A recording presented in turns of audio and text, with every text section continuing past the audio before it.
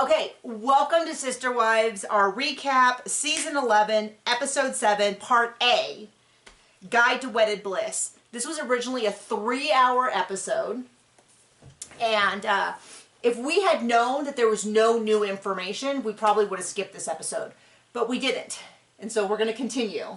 So this is just a summary. The description said 2 weddings and a commitment ceremony. It was originally 3 hours, so we did the first hour, which will cover Robyn's wedding and half of the commitment ceremony. Do you have anything you want to add? Do you think Christine's ever going to get married again?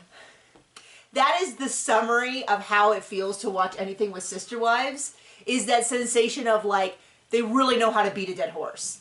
And they really know how to edit stuff, because they put this episode right after Maddie's wedding. And they had just done a ton of look backs at the other weddings. So why would you put this? We just watched recaps of all of the weddings, and so now we're going to watch more. And they went retro with the VH1 pop-ups that say nothing of interest at all. They would pop up and be like, this is a special episode. I guess just to make sure that people didn't think they were watching a rewind of an old episode. But the thing is... You're watching a rewind of like 3 or 4 episodes. If you have to work that hard to remind people that it's not not an old episode, maybe there should be more new content, right? So the only thing I really got from this was seeing how... Robyn wasn't the worst. Like, she's still... there's still issues even in Season 1, but it's so different than Season 17, 18, 19. Like, she was still, like... at least saying that she cared about the other sister wives and making decisions. I think at the time she really thought she had to do that stuff to get Kody's attention. And at some point she realized, no, she actually didn't need to be nice in order to keep Kody's attention. And then she stopped being nice because it was never about, I don't know, being kind or whatever. So we also see a huge difference in Kody. He goes out for his guys' night out and he talks about how he likes to hang out with the guys, but he prefers the company of women, and I don't think he even likes women at all anymore. And I don't mean that like in a sexual snide way. I mean that in like a manosphere way, in a like, women are evil, and you know, maybe you find one good one, but they'll turn on you. And much like Reagan-era parents and those violent video games that are going to make your kid a murderer. That's what the manosphere did to him. Got it. I was like, what? Yeah, no, the manosphere is what our parents always thought video games would be. Mm-hmm. Or Dungeons and Dragons. Oh, the devil. Or heavy metal music. And instead it turned out to be the manosphere. So, and Kody has fully admitted he's part of the manosphere. I just saw... It'll rot your brain, kid. I just today saw scientific research on what hobbies that men have women find attractive. Like the most attractive and the least attractive. The least attractive hobby a man can have is... I just said it. You're thinking something's funny, aren't you? I was trying, but it's empty up there. Okay, so what is it? The manosphere. Only like 2% of women find that to be an attractive hobby. The top was like the guitar playing, working out archery made the top 20. Which is funny, but like also in the bottom 20. All 20 of those guys are set. And then, but unfortunately on the bottom was arguing on the internet, trolling, which is also a huge overlap with archery people. I should have said conspiracy theorist. Yeah. But that's the same thing as the manosphere. Yeah, so I think there's many reasons that Kody doesn't like women. One, he got divorced 3 times. 2, many of his daughters had an issue with him. I also think a big part of that is the TV show, because the majority of the fans are women and they don't like him. And I think that he takes that down to like, if more guys watch the show, they would like him. But as a man who watches the show unwillingly, do you like Kody Brown? Oh my, just like Janelle, his pecs and his 6-pack abs just... His washboard abs and his amazing pecs won John over. Let it be said here first. Okay, so they just run through all the stuff that we've seen actually several times. So the day before Robyn's wedding, he prefers the company of women to men. Logan is 16, so he gets to go with them. Robyn has this like joking, like this Kody survival pack that they gave her for her house, which is funny because he's already spending 1 out of 4 days there. So, but like celery, because he always wants celery. But she says it in this way like we would find that interesting. She doesn't know how to cook his eggs. She Yeah, don't worry. Pepper in them. How dare her? He doesn't like pepper. Don't worry. How dare her cook a meal for him and then mess it up? Don't worry, Christine will teach her, is what they all said. That's what Robyn said, which is... I don't know, and I don't know. And so then it's the day of, and everybody goes, they put the wrong address, so they go out and they put like a little thing so that people could find it and get the correct address, and they try to text everyone they know. The other wives and the kids all go to the salon. Robyn gets ready alone, and kind of is I think we need to make that, that she gets ready alone with her kids, alone. It starts right here, where she's distancing herself and her children from everybody else. And everyone else is like, well, you told us to go. Like, if you had said, I need help, I would have been there. And all of that. They have the wedding. They do the whole, that she has, the colors are purple and brown. I assume brown because they're the Brown family, and purple because she loves purple. And she...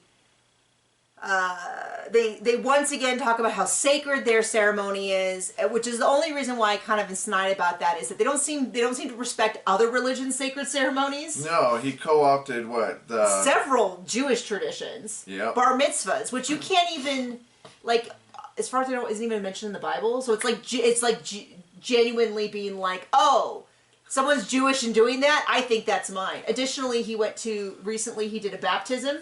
And he at a Protestant church, and did an LDS prayer in her ear to cover all the bases, as he put it. Anyway, so what a guy! They have a sacred ceremony that they feel that we should respect, and then they go. They do a bunch of family pictures. The family pictures seem to be an ongoing issue.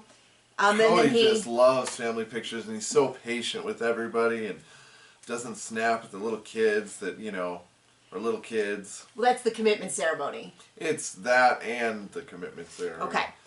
And Hunter is so young. Oh my gosh, it's so crazy. John was like, is that Hunter? And I'm like, no, that's probably Garrison. And then we looked and we're like, oh my gosh, it was Hunter. It was so young. Of course, it does make sense because they moved to Vegas. He was 14. So 12 to 14 is a very big change in kids' lives. Additionally,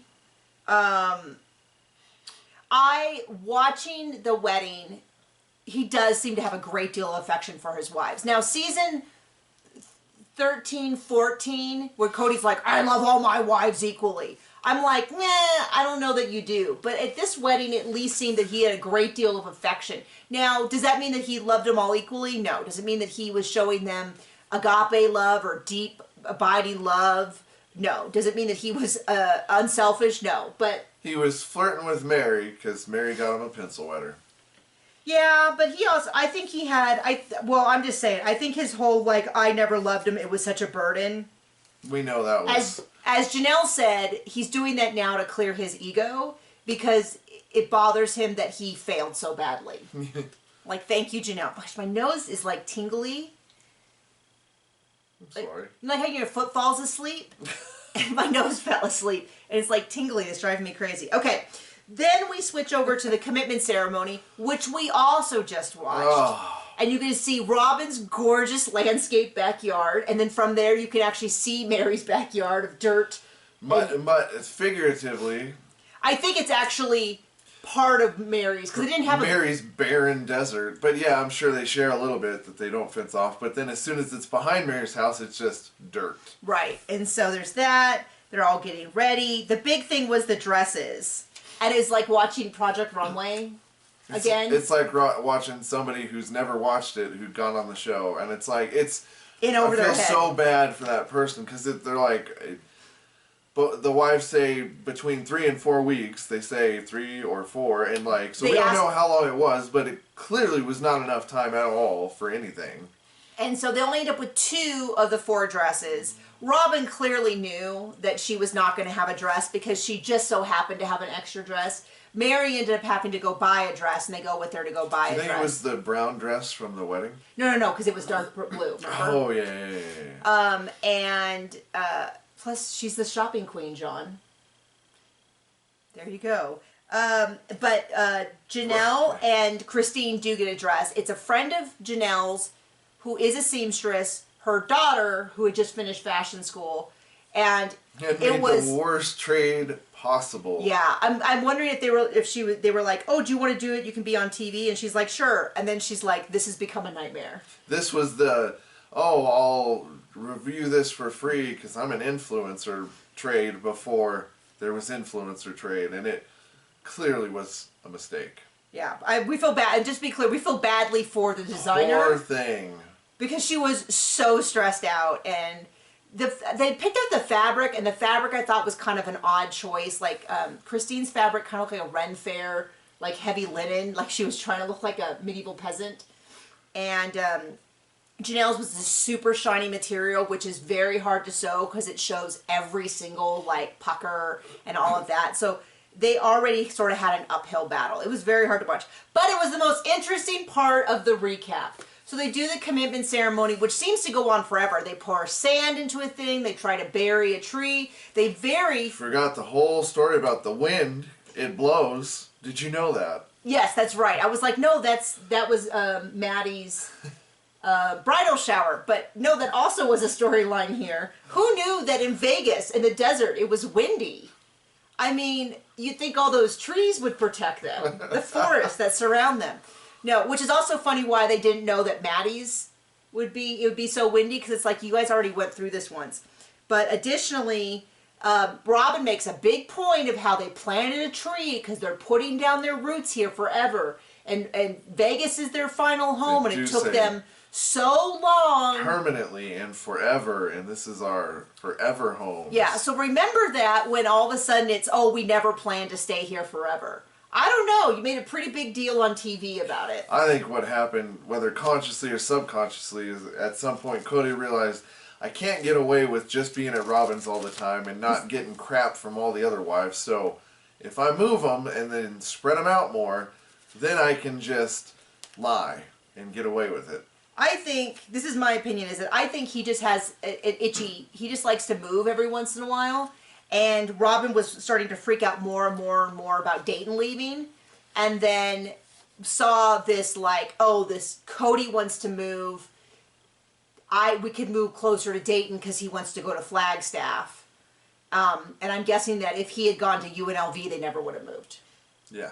So there you go. I think it was... He still would have, at some point, he still would have wanted to not get as much crap from the other wives for, soloing Robyn all the time. Yeah, but I think I think he wanted to move. I think it was just a lot of this stuff was convenient. He wanted to show his real estate mind. As many people had pointed out, I don't think he was on the name of all the houses, and I think maybe that was making him nervous, and so he wanted to get back into a situation because yeah. I think he was still on Mary's house because they were married when they bought it. I don't know. And I don't believe the balloon payment stuff. I've never found any proof other than it was a convenient theory that the balloon payments were a thing. Everyone who's looked up their mortgage and their mortgage provider from Vegas has said that there wasn't a balloon payment, and that provider doesn't even provide balloon payments. And I don't know why they wouldn't have just said it, because they brought it up a million times about Coyote Pass. I don't think they would have. Yeah, what great land to buy. No water. No utilities ran to it, right? No utilities? Yeah. No water. But they were going to put 4 or 5 houses when Kody wanted his guy house. But to be fair, there's people in the neighborhood. I know. So it's not like they were 1,000 miles out with no water. And it's just the fact that it's the difference between the cul-de-sac was they had a builder, and the builder was going to do all that. And this property, they were going to do that, and Kody didn't want anyone to do anything without it. I think he got there and was like, oh, this is really nice. This is really nice. I have no energy to do anything with his other property other than have a pipe dream. So busy wetting his pencil. Yeah, I mean, I think relationships with everyone went downhill really quickly, and he just didn't feel like doing it. The same way that I've been like, I should organize my photographs from my childhood. I haven't even started it because it's really not a high priority. I think that's how he felt about Coyote Pass, and I think that he kind of thought, well, maybe eventually everyone will lose interest, and then I can become a real estate tycoon. Which, if they had kept that property, he would have, and he tried to do that, he would have absolutely lost his shirt. As he said, it's already littered with all his failed businesses. Right. So anyway, that's actually something I'm looking forward to, is now that Kody and Robyn are on their own without the rest of the family assets, and they're going to move it into a bigger house. Someone was pointing out, if they had kept those Vegas houses, the combined value of those Vegas houses would be more than his current almost $2 million house. You know what I mean? I haven't looked them up, but I'm pretty sure that's right, because they were $400,000 and something. Gated community, all next to each other. And then housing prices went crazy after, all that. Anyway. But then he also would have, when they moved out and sold them, he would have had to. And he could have he could have had it for sale for years, charged a really high price, and just waited for a family that wanted to move to Vegas and be next door to each other. Family, like big family, like extended family. Yeah, like moms grandparents, maybe brother, sister with their respective families. Well, they couldn't afford to not sell them because I know. They moved to a much more expensive. Yeah, they could have waited and leased him out or something, but the problem was they wanted to buy this big chunk of property and rent a bunch of houses, which is why I'm also like, there's no way the balloon payment, they couldn't have worked around it if they could have, you know what I mean? Anyway. To be fair, the way he did it, he got to steal more money from the other wives, so I guess it worked out for him. Yeah, but they're free of him now, and they're not going to get stuck into his eventual if he does not go bankrupt at some point, I will be genuinely shocked. That's my guess. Okay, well, anyway, we got offhand. We got something out of this episode. Thank you so much. Thank you for joining us. Bye.